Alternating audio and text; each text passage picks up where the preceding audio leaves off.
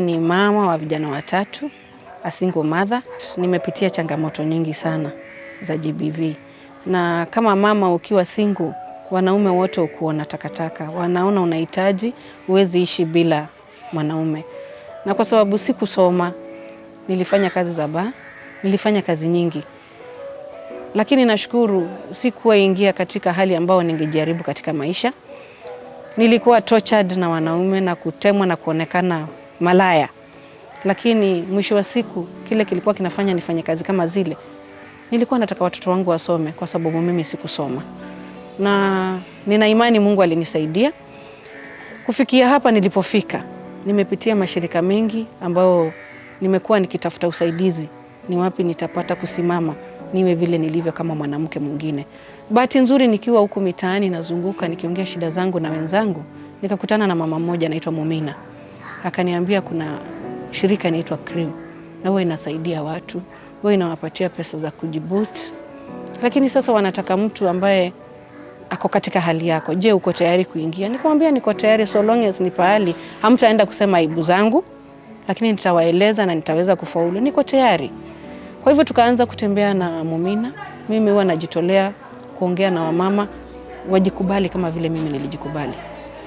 Wengine walipitia changamoto za kubakwa, wengine walipitia changamoto za kupigwa na kufukuzwa na kupokonywa kila kitu na wanabaki na watoto. Lakini nimejitolea kuwafanya watoke kwa ile unyanyapaa. Wengi wako na stigma ambayo bado imekataa kutoka. As we are talking saizi nilikuwa na kikundi cha self help group. Saizi niko na CBO ambayo iko na youth, iko na wajane, iko na wamama ambao walikuwa wajiwezi kwa njia moja ama nyingine.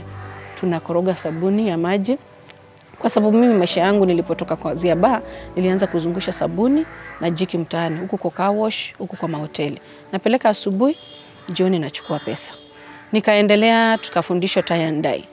Tulipokuwa tunafundishwa tie and dye kwa darasa tulikuwa 72. But wale tulikuwa na karatasi ya kuandika tulikuwa 3 peke yake. So at the end of the day nilibaki kama mimi ndio nimekuwa mwalimu. Na nashukuru nilianza kujitolea kufundisha mama wenzangu tie and dye. At least wao wanafanya kazi ya kutengeneza Mandera kwa sababu huku mazishi ni kama sherehe. Friday watu watavaa, Saturday watavaa. Kwa hivyo ukitengeneza tie and dye utapata biashara. Tukawafundisha beadwork huku siku ya Friday kama kuna harusi watu vaa shanga kama hii nimevaa.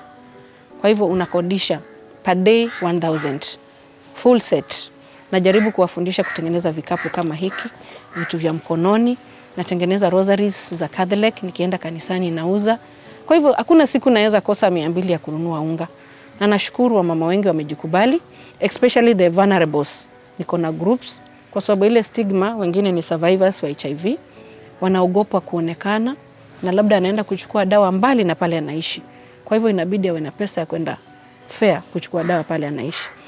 Lakini kwa sasa naweza jisifu nikisema nina timu ya wamama inaweza sema kama angekuwa Patricia singekuwa pale niko.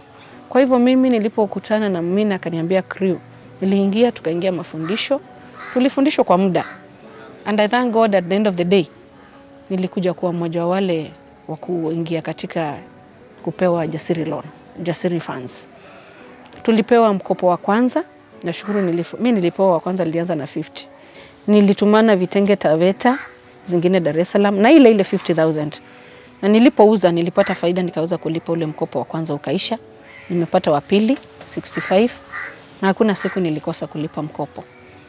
Account siku yangu date yangu ya kulipa mkopo ikija kufika huwa kuna pesa kwa account wanakata wenyewe. Kwa hivyo nashukuru Jasiri sana sana. Na wamenifanya kuwa nimeona kama siku ule kujikubali kwangu katika zile hali niko singefika.